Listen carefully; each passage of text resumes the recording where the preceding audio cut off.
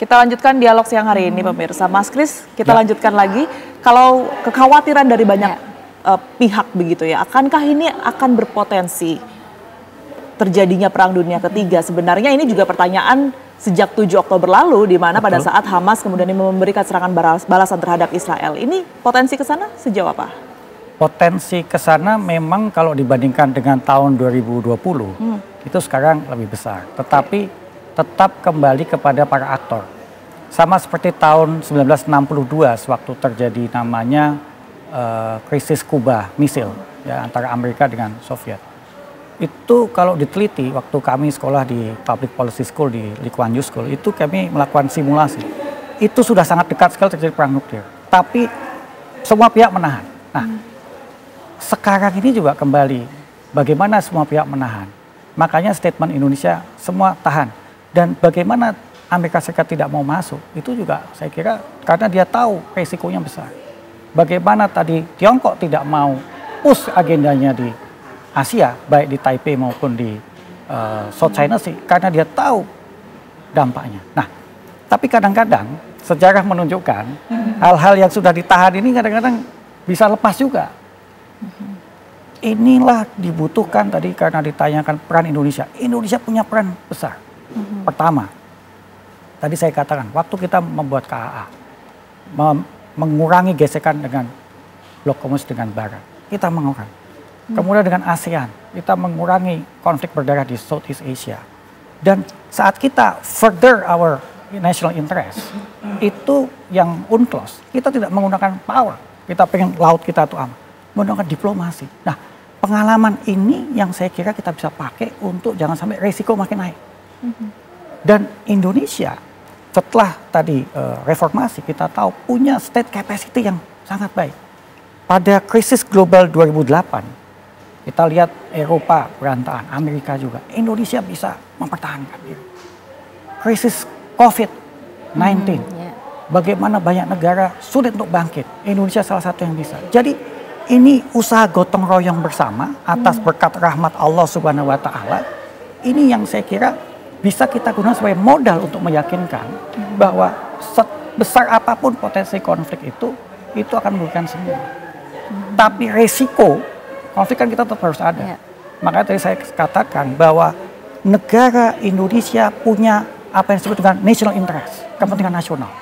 Yang esensial itu ada pada secara hukum, itu di pembukaan UUD 1945. Yang salah satunya melindungi segenap tumpah darah bangsa Indonesia. Nah, disitulah dibutuhkan seharusnya kita punya combat readiness untuk menjaga kita. Oke. Gitu. Mengenai combat readiness itu tadi, walaupun Indonesia sudah inherit memiliki kemampuan diplomatis yang tinggi terhadap berbagai macam krisis begitu ya.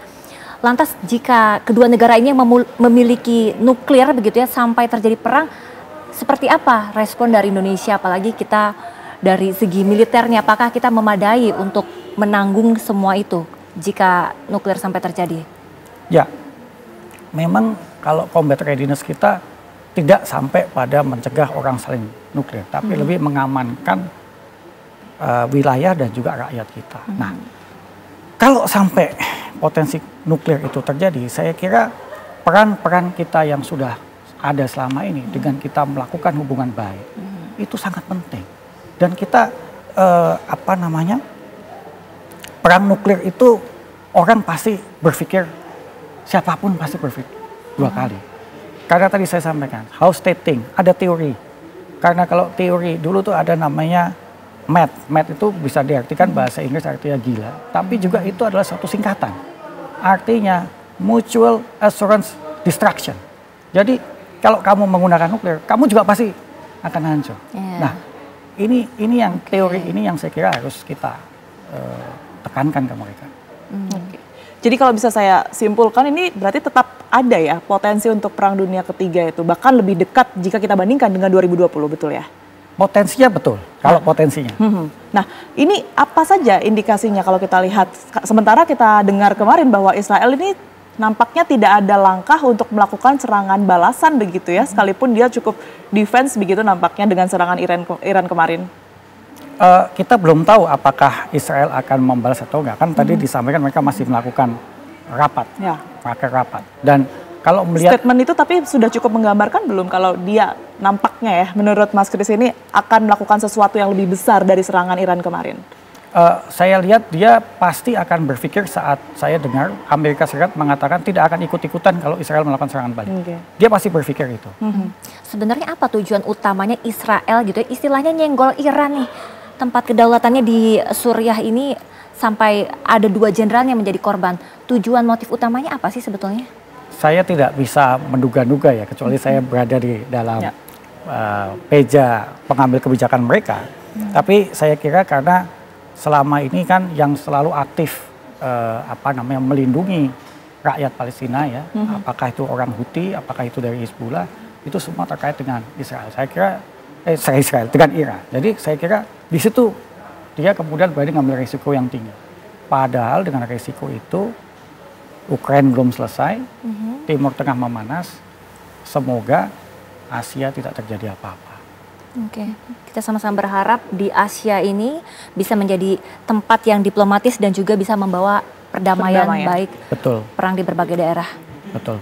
Mas Kris, terima kasih banyak untuk Sama-sama. waktunya dan penjelasannya di Apa Kabar Indonesia Siang. Sukses selalu Mas Kris. Terima kasih sama-sama, selamat siang.